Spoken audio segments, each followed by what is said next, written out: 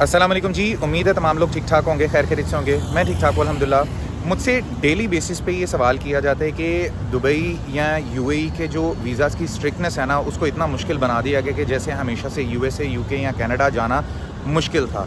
तो इन्होंने ऐसा क्या किया है कि जो दुबई है, जो हमेशा से एक बड़ा ईज़ी हब था जहाँ पर आना, लोगों के लिए स्टे करना, जॉब्स ढूँढना बड़ा आसान था, अब ऐसा क्या होना शुरू हो गया कि यहाँ पर इन्होंने इतना क्रिटिकल कर दिया लोगों के लिए ठहरना, ख़ासकर पाकिस्तानियों के लिए।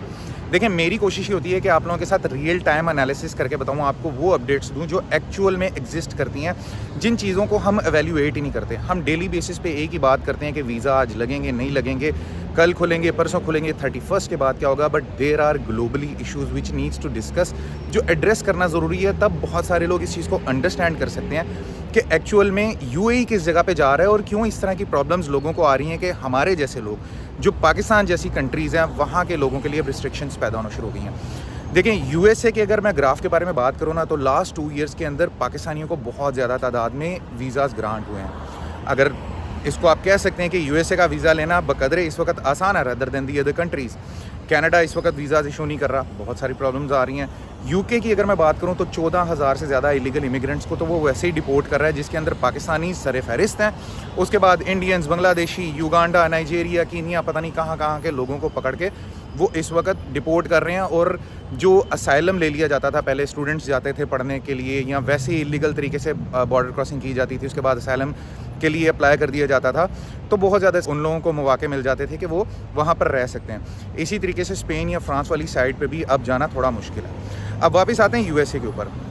जैसे मैंने बताया कि यूएसए के अंदर जाना इस वक्त फिर भी बकदरे आसान है। लास्ट ईयर अगर आपने किसी अच्छे एजेंट के थ्रू अप्लाई किया है, उसमें इतनी डॉक्यूमेंटेशन की भी ज़रूरत नहीं होती। और अगर आप जा रहे हैं तो अब जो यूएसए का इमिग्रेशन चेक होता है ना, वो बहुत स्ट्रिक्ट होता है। जिस वक्त आप यूएसए में किसी भी एयरपोर्ट पे उतरते हैं तो इमिग्रेशन के ऊपर इमिग्रेशन वालों के पास सारे राइट्स होते हैं कि इवन वो आपका फ़ोन तक चेक करते हैं, इवन वो आपके सोशल मीडिया लिंक्स तक चेक करते हैं, आप क्या बिज़नेस करते हैं, आपकी क्या क्या एक्टिविटीज़ हैं, क्या आप अपने मुल्क के बारे में, जहाँ से आप आ रहे हैं, उसके बारे में कोई पॉलिटिकल एनालिसिस तो नहीं रखते। अगर रखते हैं तो किस तरह के रखते हैं, इधर आप कोई नेगेटिव पर्सपेक्टिव तो नहीं फैलाते। ये सारी चीज़ों को कैलकुलेट करके वो वैल्यूएट करते हैं कि आप यूएसए के अंदर किस तरीके से रहेंगे, कि यहाँ पर तो नहीं आप किसी किस्म का प्रोपेगेंडा करेंगे। उसके बाद जितने टेन्योर का आपका वीज़ा है कि आप वापस जाएंगे, आपने पहले कितनी कंट्रीज़ में विज़िट किया है, आपका टिकट कहाँ से कहाँ तक का था, कहाँ पर आपने स्टे किया, इतनी स्मॉल डिटेल्स इमिग्रेशन चेक करती है ना। उसके बाद आपने जब इमिग्रेशन क्रॉसिंग करनी होती है ना, वहाँ पर जाकर जो इंस्पेक्टर्स बैठे होते हैं वो एवेल्यूएट करते हैं कि आपको यूएसए में एंटर होने देना या नहीं देना। वरना मोस्ट ऑफ द टाइम ऐसा भी होता है कि अक्सर लोग इतना पैसा लगाने के बाद वहाँ जाते हैं और एयरपोर्ट के थ्रू ही डिपोर्ट होकर वापस आ जाते हैं। सिमिलरली अब वापस आते हैं यूएई के ऊपर कि यूएई क्या कर रहा है। देखें, गल्फ़ रीजन में या ग्लोबली यूएई इस वक्त बूमिंग इकॉनमी बन रहा है, बहुत तेज़ी से आगे की तरफ बढ़ रहा है। वर्ल्ड वाइड जो टूरिज़्म, ट्रैवल एंड टूरिज़्म है ना, उसको बहुत ज़्यादा प्रमोट किया जा रहा है all over the world, not in UAE particularly specially. जो ऑयल था डेफिनेटली वो 30% या 40% रह गया। आई एम नॉट श्योर, इसके बारे में आप चेक कर सकते हैं। बट अब इससे ज़्यादा यूएई इस वक्त डिपेंडेंसी दिखा रहा है अपनी ट्रैवल एंड टूरिज़्म के ऊपर। एक मुकाबला चल पड़ा हुआ है वर्ल्ड वाइड कि कौन सी कंट्री कितनी बेहतरीन तरीके से आगे निकलती है, जिसमें यूएई सर फहरिस्त है। अभी तक इसको तो कोई नहीं काट सका। दुबई सेकंड नंबर पे आ रहा है और मोस्ट प्रोबेबली आने वाले दिनों में ये फर्स्ट नंबर पे भी आ जाएगा। लास्ट ईयर जो दुबई मॉल है यहाँ का, that was the world's top food place थी दुनिया में, जहाँ पर सबसे ज़्यादा लोगों ने जो है वो विज़िट किया था।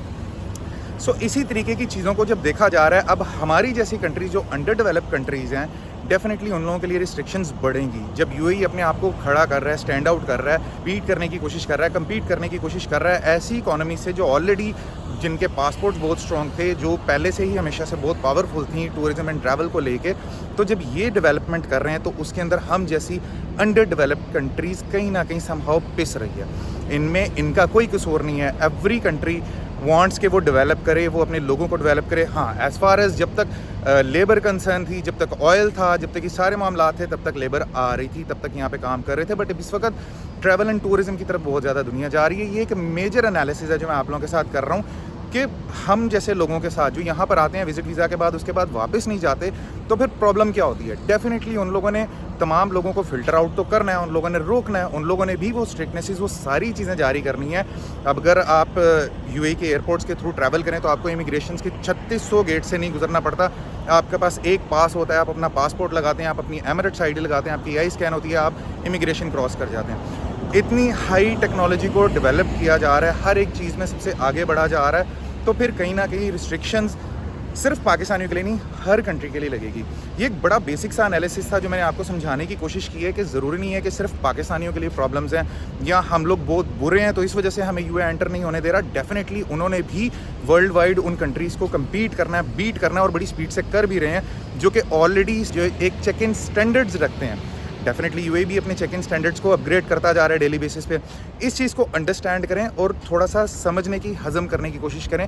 हमें अपने आप को अपलिफ्ट करना है, हमें बीइंग अ पाकिस्तानी अपने आप को बेहतर बनाना है कि हम क्या इन कंट्रीज़ में प्रॉपर डॉक्यूमेंटेशन के साथ जाने के लायक हैं।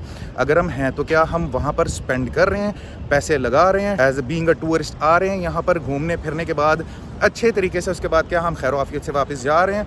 अगर हम ये सारे मामलात कर रहे हैं, अगर हम अपनी क्वालिफिकेशन को जस्टिफाई कर रहे हैं, तो मेरे ख्याल में आने वाले वक्त में कोई प्रॉब्लम नहीं होगी। उम्मीद है आप लोगों को मेरा एनालिसिस अच्छा लगा होगा। मिलते हैं अगली वीडियो में। वीडियो को लाइक शेयर सब्सक्राइब लाजमी कीजिएगा। अल्लाह हाफिज़।